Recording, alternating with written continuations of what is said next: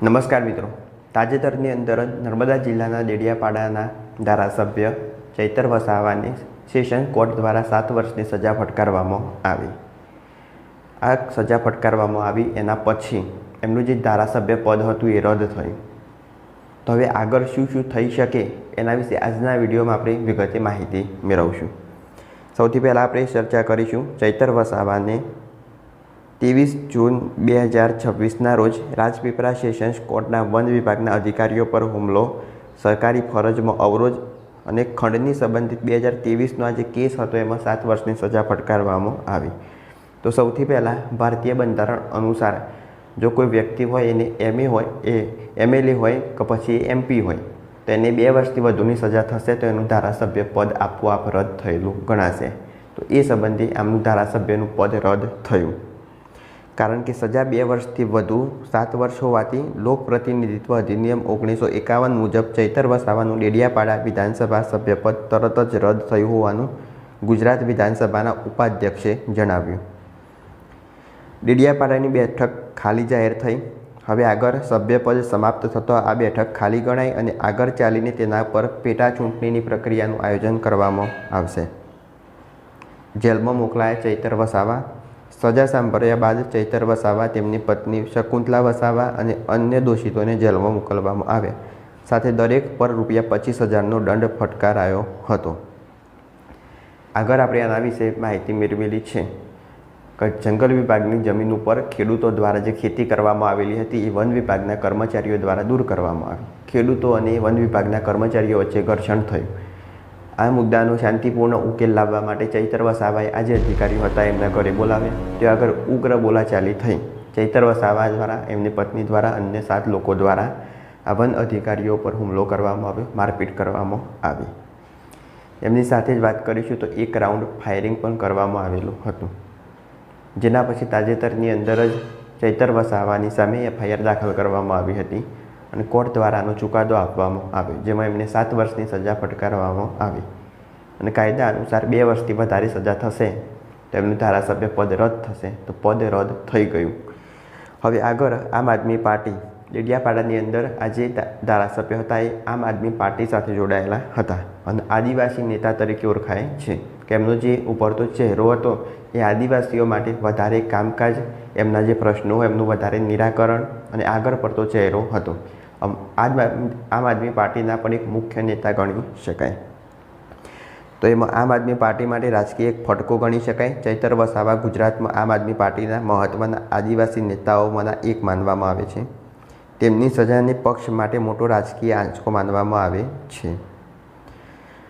હવે બીજો court case પણ સામે આવેલો છે કે સજા પછીના જ દિવસે 2024માં ગુજરાત પોલીસ વિશે કરેલી વિવાદાસ્પદ ટિપ્પણીઓને લગતો બીજા કેસમાં પણ તેમની કોર્ટ કાર્યવાહી શરૂ થઈ છે. તો એમના પર અત્યારે 2 કેસ દાખલ થયેલા છે. પોલીસ પર જે ટિપ્પણી કરવામાં આવી એ કેસ અને આ વન વિભાગના અધિકારીઓ સાથે મારપીટ કરવામાં આવી એ કેસ, બંને કેસ ચાલુ છે. તો હવે આના પર આગળ શું કરી શકાય? તો કોર્ટમાં અપીલ કરી શકાય. એટલે આમ આદમી પાર્ટીના નેતાઓ સાથે ચૈતર વસાવાના વકીલ દ્વારા એવી પુષ્ટિ કરવામાં આવેલી છે કે આગળના સમયમાં હાઈકોર્ટમાં અપીલ કરવામાં આવશે. તેમના વકીલોએ સજા અને દોષિત ઠેરવવા ચુકાદા સામે ઉચ્ચ અદાલતમાં અપીલ કરવાની તૈયારી દર્શાવી છે. જો ભવિષ્યની અંદર હાઈકોર્ટ દ્વારા સેશન કોર્ટમાં આપેલા ચુકાદાનો વિરુદ્ધ અથવા ચૈતર વસાવાની તરફેણમાં ચુકાદો આપવામાં આવશે તો એ નિર્દોષ સાબિત થશે. તો એમનું જે ધારાસભ્ય પદ રદ થયેલું છે એ પાછું એમને મળી શકે છે. પણ હાલમાં આવો કોઈ પણ અંતિમ આદેશ આવ્યો નથી. હવે ડેડિયાપાડા બેઠકનું શું થશે? તો અત્યારે આ બેઠક ખાલી છે. ગુજરાત વિધાનસભાની 182 સીટો કોઈ દિવસ પણ ભરેલી હોતી નથી. કોઈકના કોઈક તો ખાલી જ હોય. તો ચૈતર વસાવાનું સભ્યપદ સમાપ્ત થતો ડેડિયાપાડા વિધાનસભા બેઠક ખાલી જાહેર કરવામાં આવી. ભારતના ચૂંટણી નિયમો મુજબ જો કોઈ ધારાસભ્યનું પદ ખાલી હોય તો વિધાનસભાની મુદતનો પૂરતો સમય બાકી હોય તો પેટા ચૂંટણી જાહેર કરશે ચૂંટણી પદ અને આ પદ ભરવામાં આવશે. એટલે હવે આ બેઠક પર ફરી ચૂંટણી થવાની શક્યતા છે. પણ જો એ નિર્દોષ સાબિત થશે તો ફરીથી એમને ધારાસભ્ય પદ મળી શકે છે. શું ચૈતર વસાવા ફરી ચૂંટણી લડી શકે? તો ના. હવે ઘણા લોકોના મનમાં સૌથી મોટો પ્રશ્ન આ છે. તો અત્યારે હાલની સ્થિતિ મુજબ એ ચૂંટણી લડી શકતા નથી જ્યાર સુધી એ નિર્દોષ સાબિત થતા નથી ત્યાર સુધી.